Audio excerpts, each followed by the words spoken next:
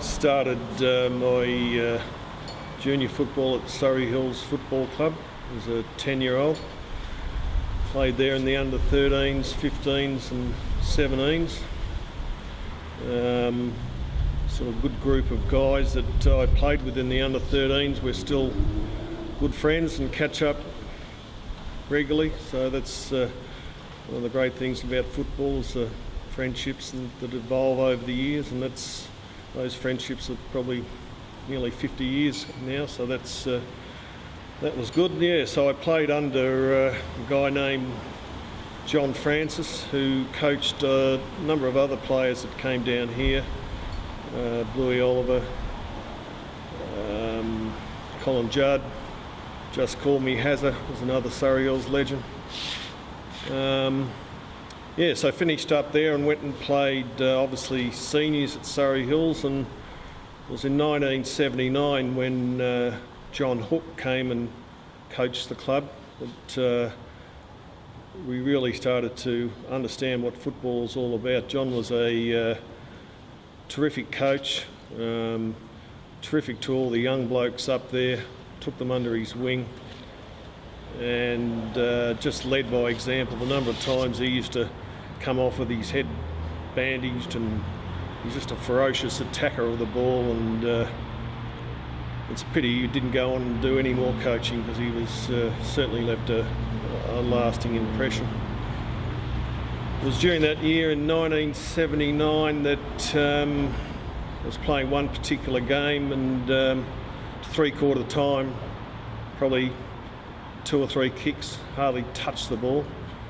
Unbeknownst to me, a recruiter from Hawthorn turned up at three-quarter time, and it just happened in that last quarter I finally found the ball and kicked 5 or 6 goals, and the next week I found myself playing at Hawthorn Reserves. So I've gone from Surrey Hills one week to playing in a reserve side back then that guys like Dippy Domenico, I think Leon Rice played in that game, Bernie Jones, so that was like a big step up. And I still remember after that first game, which I did reasonably well, I went into my bag after the game and lit up a cigarette, and they came from everywhere to, you can't do that here, rah, rah. So back at Surrey I used to have a smoke after the game and three-quarter time, and so that was the big change.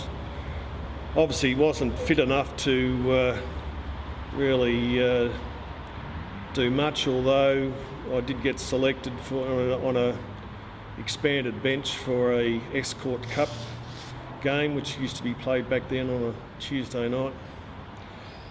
But after about 5 or 6 games, I decided I'd had enough, and went back to Surrey Hills and finished the year under John Hook. I got a letter and a phone call from Hawthorn later in that year asking me to go down to do a pre-season, which I did in 1980. Got myself extremely fit.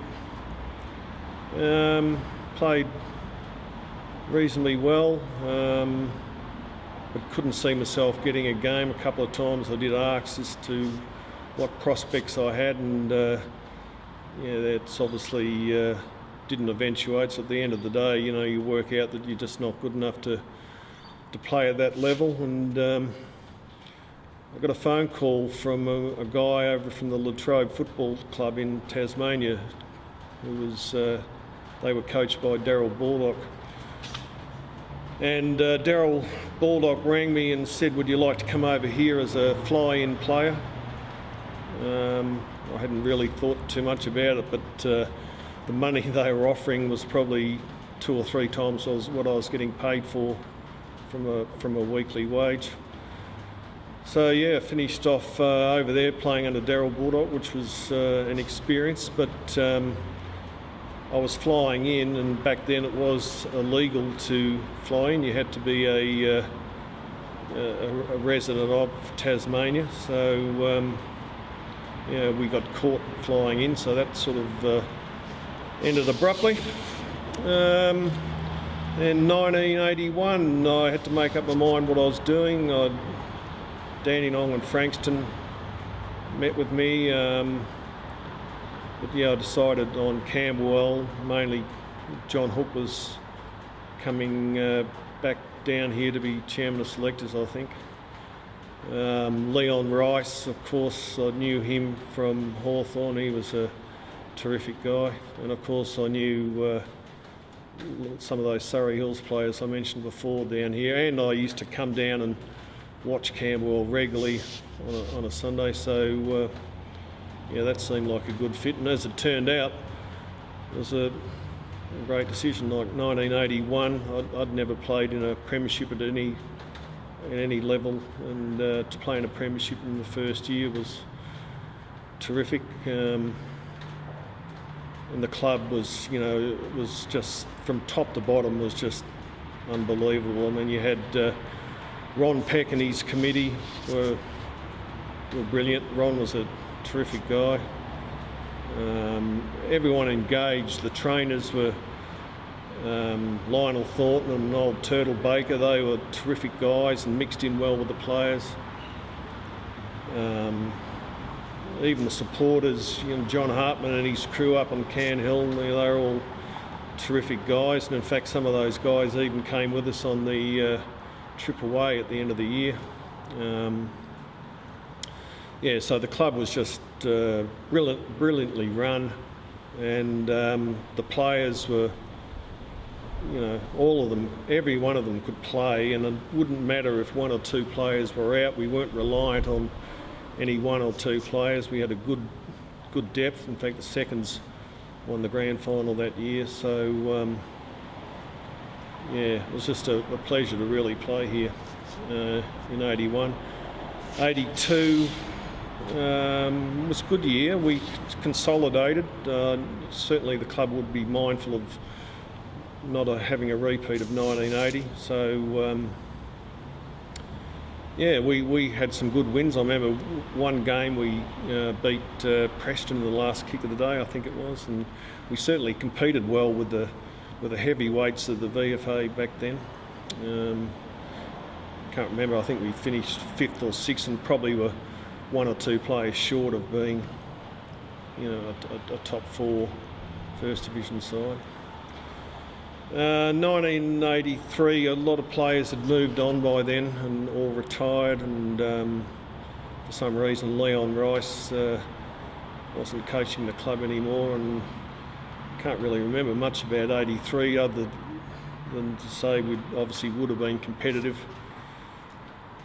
But they started bringing in quite a lot of recruits in 83, and that transcended into 1984, where there was a lot of new players came into the club, and was probably the year that we really should have, I believe, won a grand final. We finished in 4th and played Frankston, who ended up beating us. We kicked against the wind and never got back into the game. But unfortunately, halfway through 1984, the coach and the playing group had disenfranchised. It wasn't. There was a lot of, I wouldn't say ill feeling, but disharmony. Even on the game in the first semi-final, the players had a meeting that the coach didn't even know about. And if we'd won that game, you know, Geelong West were decimated by injuries. We would have gone into the grand final. So that was 84 was a disappointing year, and I still think if someone like Colin Judd had coached us that year, we would have at least made a grand final. But anyway, that's so be it. 85, yeah, the club had obviously starting to struggle financially, and I remember the president at some stage saying this, and we can't pay the players, and everyone was on the same page, and that was all fine. But I ended up leaving after 8 or 9 games, and only because I found out that one of the 2 of the players had been paid. So yeah, that didn't sit comfortably with me, but so I went back to Surrey Hills in the last 9 games and won a best and fairest there, which was pleasing. But if I had my time over again, you know, it was just a stupid decision to leave the players, my mates who went on that year and amazingly avoided relegation. You can't understate what that group of players did, and that's a decision that I regret, but I suppose with the benefit of hindsight, it should never have happened. 1986, Graham Barr came up and coached Surrey Hills, and Graham was a very interesting character and probably taught us more about off-field activities and on-field stuff. But yeah, he was interesting, and we managed to recruit Barney Davidson, who he came up to Surrey Hills, and we got him. I remember Graham and I went down to his house one day, and Graham came up with the idea of confusing Barney with wads of cash. So I think his sign-on fee was $3,000, and Graham had the bright idea of stacking them all with $1 notes. But Barney take a look at this bundle of dollars, and he signed straight away. So that was good, and Barney was a great player up at Surrey Hills. In fact, in 1987, under Ross Gray, who played at Springvale and at Hawthorn, coached us to a premiership, which was great. I had a reasonable year. I got myself fit and won a best and fairest and a competition best and fairest. And to win a premiership with the guys that, you know, I'd started out with, in many cases at 10 or 11 years old, was just terrific. 1988 and 88 I did my knee. 89 fiddle-farted around and ended up in 92 playing my last game at Surrey Hills in a premiership. So all in all, to play in 3 premierships, and luckily not playing a losing one. I suppose that a lot of players aren't fortunate enough to win a premiership. So yeah, I was lucky.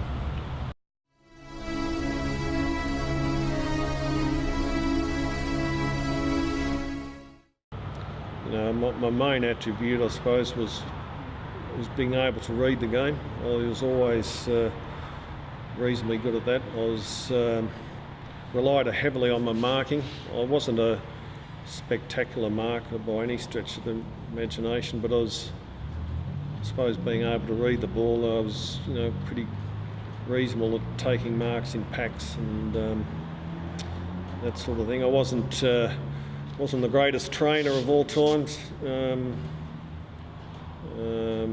kicking was either good or bad. I was one game here, I kicked 15 goals in a game, and 6 weeks later kicked 13 points. So some days it was all right, and some days it was shocking. In fact, I think, especially in '84, I probably missed more than I kicked. But certainly once I crossed the line, you know, I had a fierce determination to win, I suppose, as everyone did. And I suppose if you look back on the finals, you know, I don't think I've ever played a bad finals game, but at the end of the day, if you're playing full forward, especially here at Camberwell or in the forward line, I mean, you're only as good as the rest of your teammates, and I was lucky to play in sides that were, as I say, had great players all over the ground, and, you know, used to shoot the ball down quickly, and you know, I suppose Happy would agree, at the end of the day, you're only as good as the blokes up the field. So yeah.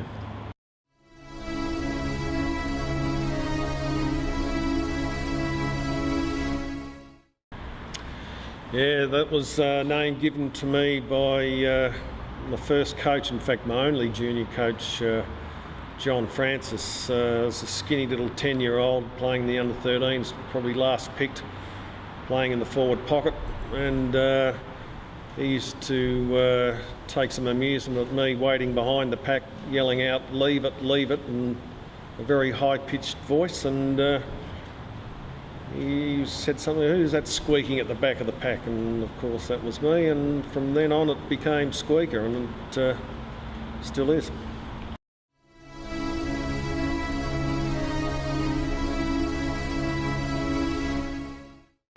Yeah, the long sleeves, well, that's pretty easy. I was too embarrassed to wear a short sleeve jumper because my arms were skinny.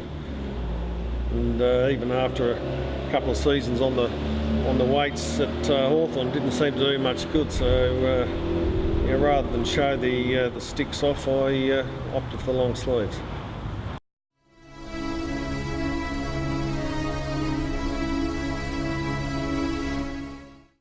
Yeah, Leon Rice was a terrific coach and a gentleman. He often underplays his role as the coach, and I mean, we all say that, you know, by about halfway through the year we shouldn't not win a grand final. But having said that, when he came aboard in '81, he got here, he was well respected. Obviously everyone knew what he'd done on the football field, but he gelled the side. We had a lot of obviously players, older players that have been at the club for a long while, and obviously quite a few new players, and he had the ability to gel them. And you know, tactically, you know, he was very keen to put people in to use their abilities, such as, say, a Mark Hipworth or a Drew Pevitt that could run like the wind. Well, there was no wings, obviously, so he had them positioned on half-back flanks, and they just used to take off and just, as I say, pump the ball down the forward line quickly. He didn't have the best of years as a player, but I think he was obviously slowing down. But yeah, as I say, as a coach and a clubman, you couldn't speak highly enough of him.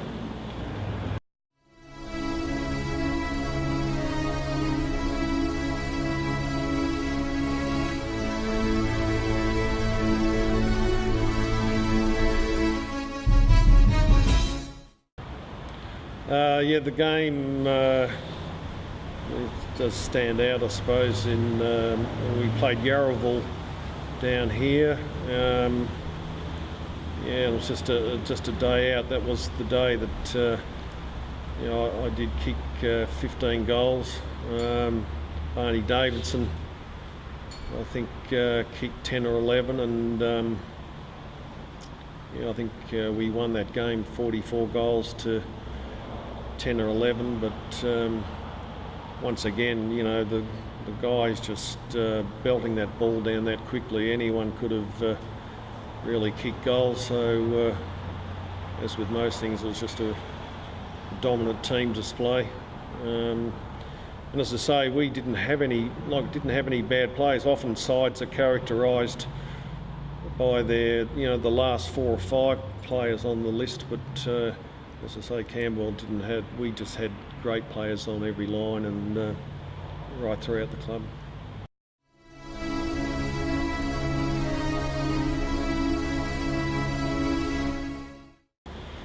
Yeah, Gary Hammond was a great player. I used to come down and watch, as I say, on some Sundays, and some of the things he did was spectacular. When I came here in '81, actually the first game I played here, I was picked and played as a half-forward flanker. It was only that Happy went down with a nasty hamstring injury, I think it was, so I got moved to full forward. And so virtually ended up full forward by accident. But you know, Happy was probably getting on towards the end of his career there, but he still was just a magnificent mark and a very deadly accurate kick. Yeah, I can't remember, even though we both played obviously in the same forward line, I can't remember any either having any words or running into each other. We seemed to keep to our own space, and but yeah, he was one of the best footballers that I saw.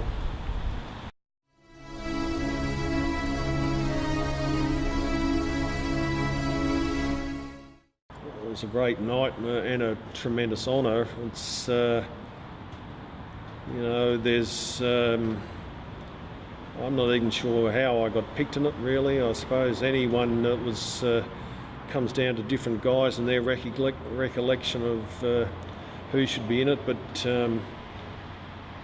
yeah, I was just amazed to be in it, and certainly very, very proud when you consider the number of players that have gone through here. Yeah, no, it was a surprise, but as I say, there's so many players that missed out that could have been in that side. It's not funny.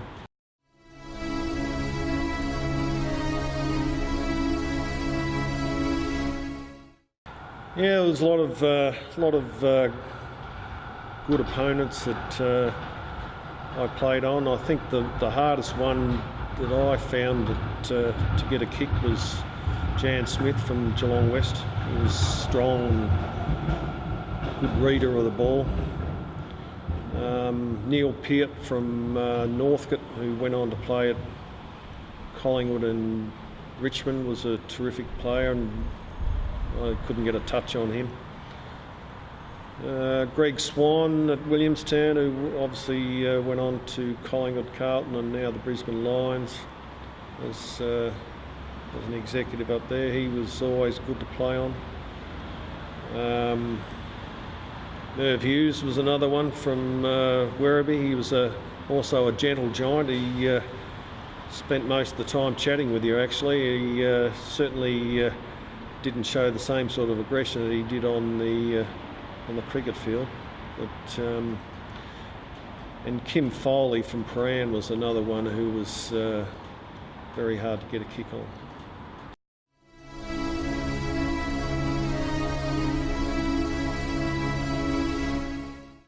Terrific players. You get down in your first year and you've got their stalwarts, like, you know, your Greg Spittles, Ross Wright. I mean, Ross Wright is the sort of guy that you wake up and think, thank Christ he's playing on my side. You just wouldn't want to play against him. He was a quiet bloke off the field, but gee whiz, he hammered a few opponents.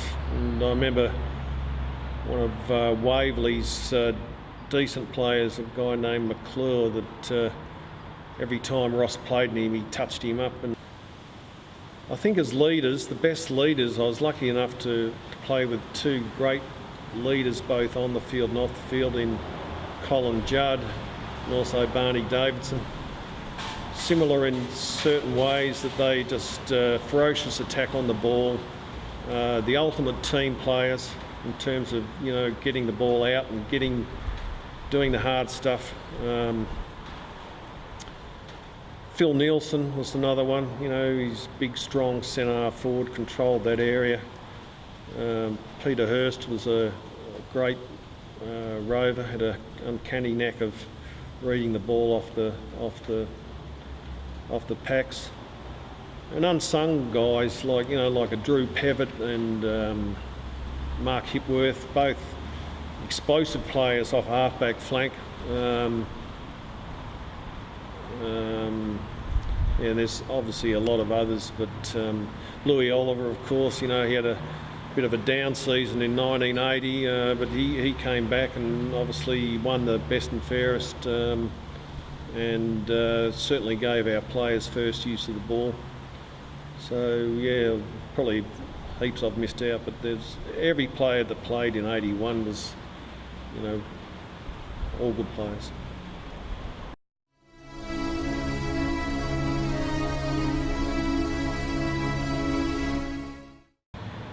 Yeah, there's one particular game against Mordialloc, down at Mordialloc. Even though Waverley finished top two, I thought Mordialloc were probably the only realistic danger to us in 81. But this particular game down at Mordialloc was very spiteful.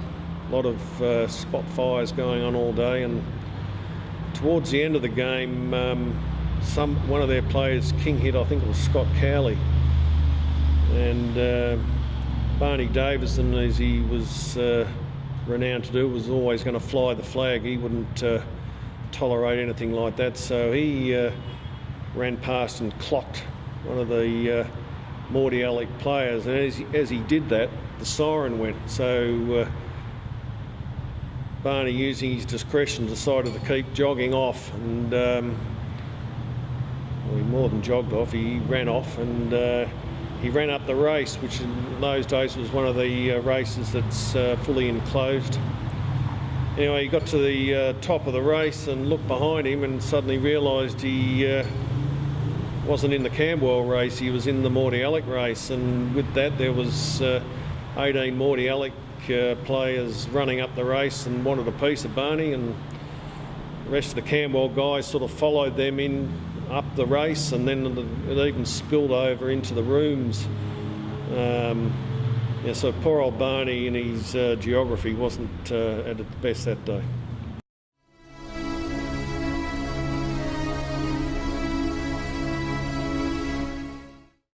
Yeah, well, this Camberwell Football Club, you know, holds a significant part. It was a significant part in my life. As I say, the things that I remember most are the players. Each one of them to play with was a pleasure. We all socially, it was a mad old place. On a Sunday night, the downstairs was rocking every night, and they were some great memories. Great memories of some of the unsung people. You know, the guys on the committee, and as I say, trainers and the likes, supporters.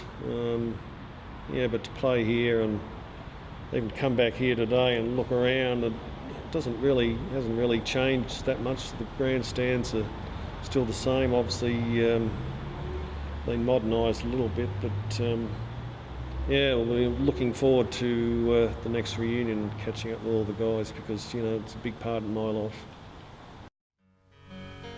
You've given your heart to get here, and your soul to get it right. You can take 'em boots and all, but it's sure gonna take a fight.